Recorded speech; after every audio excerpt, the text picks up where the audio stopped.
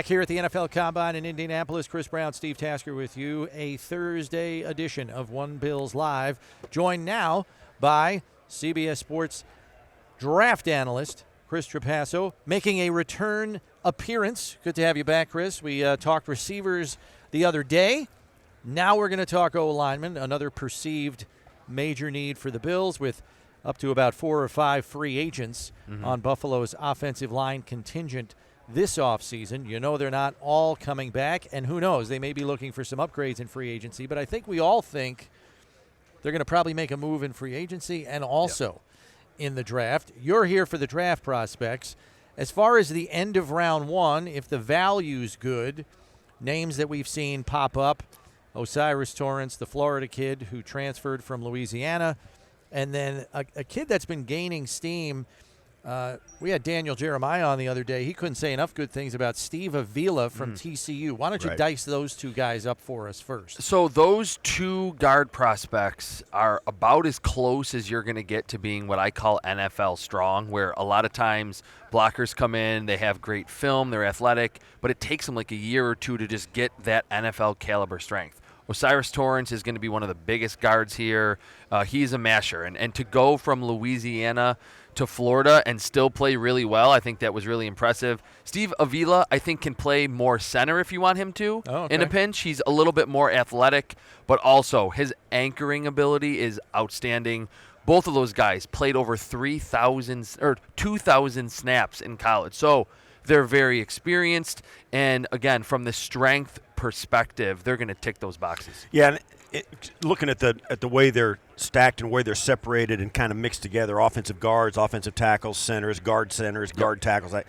Osiris Torrance may be the best guard prospect in this Pure draft. guard, yeah. Yeah, he's a 6'5", 337-pound He's a kid. monster. He's a monster. Avila seems he's not that big, but there are other guys as well who might give you a little more versatility. A guy like Cody Mock out of North Dakota State. Yep.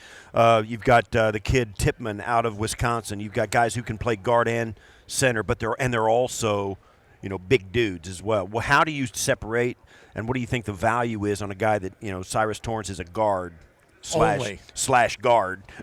Yeah, not a position flex. Right, not a center slash guard or a tackle slash guard. Well, I think in general, there's obviously more value when you can play multiple positions. And Brandon Beane and Sean McDermott have preached that versatility. They bringing in guys like John Feliciano a few years ago that played center, could play guard.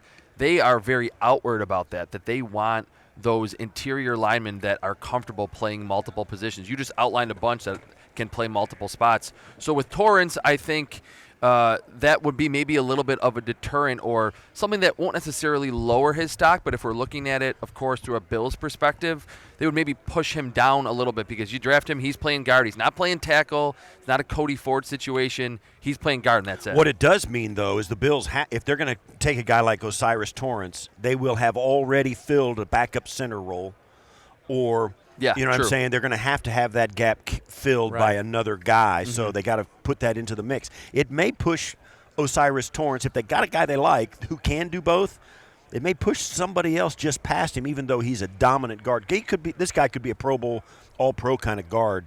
Yeah. But it may push him down because they got to cover their bases and make sure they have all 5 guys backed up. Mm-hmm. I think Avila is a better move player too than Torrance. Torrance is kind of a anchor down in pass protection guy or drive you off the line run guy, right? Great. He's not getting out and pulling on a pull play, on a pin and pull scheme or even on a screen. Great quarterback sneak guard. Well, no, but a lot's been made about Torrance's flat feet, like he's, and people are like, "Really? We're looking at guys." Yes, they look at this. And, he's got no arches on his feet. He's flat from heel to toe. And that affects movement skills. But it's also like trying to push a stump out of the ground. Well, yes. I mean, it's hard. The guy can't uprooting him is impossible. Right. But if this team wants to, and maybe they don't because they run the RPO game so much, maybe they don't care about whether a guy can execute a screen or not in Buffalo.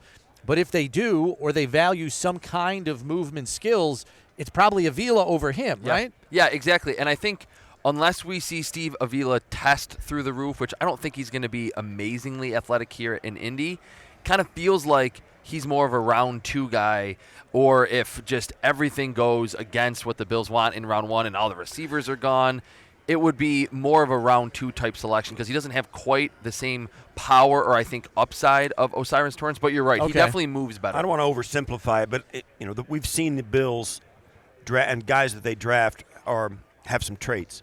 Yeah, they're 6'5" plus. You got Spencer Brown, who's 6'7". There's a guy in Washington, this kid Jason Kirkland, who's 320 plus pounds, but he's 6'7". But he does play guard. Mm-hmm. A guy like that with that kind of length, you'd think maybe he's guard/tackle if you give him enough time. If he plays a year at guard and works on it, then all of a sudden, in a pinch, he can finish at tackle, that kind of thing. To me, that kind of stuff rings, just like having a guy with flexibility rings for the Bills' philosophy, more so over maybe moves O'Cyrus Torrence down. It could move a guy like Jason Kirkland, who's a guard, but he's a 6'7" guard, up. Yeah. And he actually played tackle a few years ago at Washington. Had an injury. He actually, I think, retired from football and then came back and was really good this past season playing guard. I think he kind of knew he's one of those players that understood his future was at guard at the next level. And if the Bills kind of have maybe a sneaky need at offensive tackle, the right tackle spot, that's where Kirkland ultimately or first played at Washington and became that on the draft radar prospect. I think they are going to bring in some competition for Spencer Brown. Yeah. That's just the way McDermott and Bean operate. Right. If your play is a little inconsistent, they're going to light a fire under you by bringing somebody else in to compete with you for that job. Right. What about the left guard at USC, jersey number 72, Voorhees? This is a kid that likes uprooting and finishing people. Yeah. I watched his tape, and the two things I like about him best, and you tell me how you feel, Chris, matches his feet with his hands really well. Mm-hmm. His feet never stop moving once he's got a guy on skates. And then that's not enough for him. He wants to throw the guy into the ground.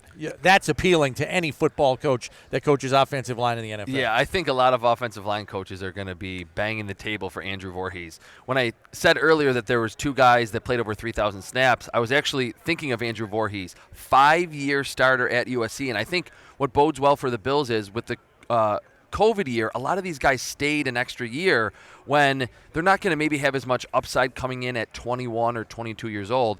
Like I mentioned earlier, they have better strength. They've had that extra year in a program. They come in better. They come in better. They come in bigger. They come in stronger. They have more experience. And I think most offensive line coaches would say, these guys need more experience. You're right about Voorhees. He's an absolute masher. Not a crazy athlete, but he really feels like that high floor player where you could plug him in and maybe you're not getting a Pro Bowler right away, but you're not getting a liability in year 1. Where are they projecting him about? Where do you see the common range for him? Day 2? Second or third round for him because, again, offensive line coaches are going to love him, and his floor is extremely high as an older prospect that has played over 3,000 snaps. The thing about it, snaps. too, is on your offensive line, and the Bills are notorious for this, and John Feliciano, the guy who's now with the Giants last year, was a perfect example. They got to have somebody who is willing to be the point of the spear and have some grit on the field. Enforcer. So when a team gets chippy, you have guys who are looking for that. That's Voorhees. Not just tolerating it, but let's go kind of guys. And Voorhees seems like he might be one of those guys. He is. He definitely is, and I think he's been like that for multiple seasons. Had we not had the craziness with COVID, he probably would have entered the draft last year. So he came back and built on an already strong draft resume. So, again, that just shows kind of where the value is at offensive tackle. We'll see, or offensive line. We'll see these guys go in the first round, but littered throughout the entire NFL, second, third, fourth round picks that instantly come in as starters. I mean, Deion Dawkins was a second-round pick, and you can be a quality player. Mitch Morse was a day 3 selection. You can get those good players that are high-floor guys that can ultimately grow into being quality starters without picking them in the first round. All right, let's talk about a couple of centers here because, again, the position flex question. The Bills have an entrenched starter in Mitch Morse at the center spot, but if you can draft a center who can also play guard for you now, and then maybe he's your center of the future, what do we think about Minnesota's John Michael Schmitz and Michigan's Olusegun Oluwatimi? I was practicing that this morning. Yeah, good job. That was perfect. John Michael Schmitz gives you more flexibility. Oluwatimi is more of that stationary phone booth blocker at center. Very powerful. I actually love him as just a classic center because he's never on the ground. His balance is unbelievable. So if you're going against a big nose tackle in a given week, this guy can handle it. That's him. Had he been on the Bills when they were facing Vince Wilfork, he would have been the perfect center. Taking nothing away from Eric Wood, obviously, did a pretty good job.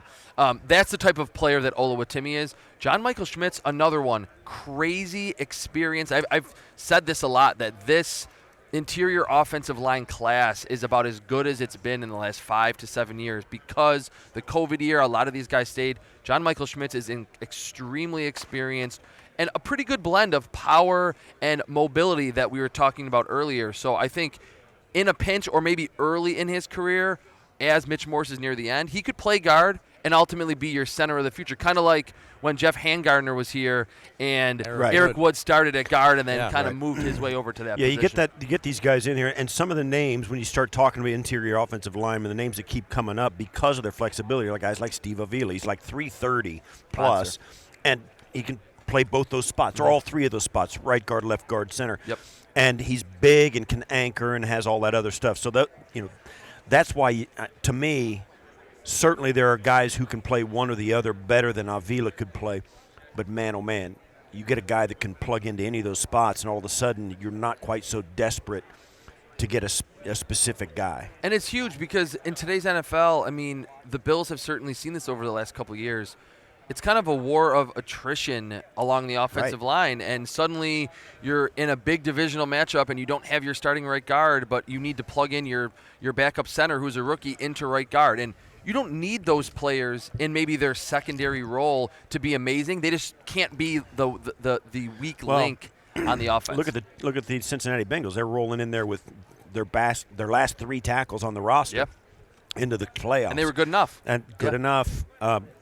Ultimately they didn't get there, but the Chiefs were able to get them. But that's the kind of thing you're looking at. Yep. Last one for me, the kid down the thruway from us, Matthew Bergeron.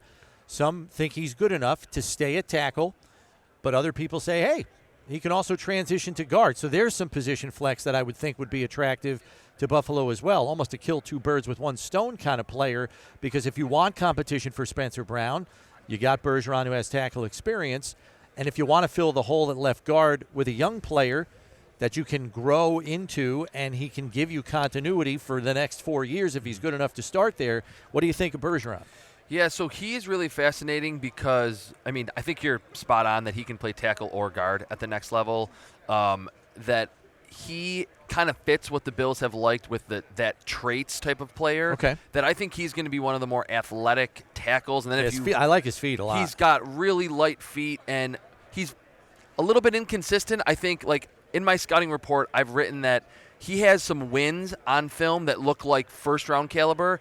His losses look like undrafted free agent, where he's off balance, can't find that blocker or that linebacker at the second level. But the Bills have really leaned toward, hey, we believe in our ability to develop these players. Gregory Rousseau was not a finished product in the trenches when he entered the NFL. That kind of feels like Matthew Bergeron, probably in the second round. It also sounds like guard may be the best place for him to start, because if you don't want an inconsistent player out on the edge who flashes ability but then might get your quarterback killed. Yeah, you know the problem with offensive linemen is when you get out of tackle, there's too much space for some of these guys to handle one guy in or keeping their eyes up. When you get them down inside a guard, there's less space and there's a greater margin for error within what you're trying to do because you've got a guy here, you got a guy on both sides of you, and there's just not enough space to lose the guy as much. The one thing I'll say about Bergeron, if you watch Syracuse film, they left him on an island a lot. I think they were very trustworthy of his athleticism. It wasn't always what worked out for the offense, but a lot of these offensive tackles, there's play action, there's RPOs, there's chips from a tight end, there's the left guard helping them. They really had faith in Bergeron to be that on an island tackle, which is actually pretty rare to see in the pre-draft process. Yeah. Chris, thanks for all the updates on the receiver class, the O-line class. We all feel smarter because of it. Safe travels. Back to Western New York, man. You're taking off today, right? Yes. Thanks for having me, guys. All right. That's Chris Trapasso, CBS Sports draft analyst with us.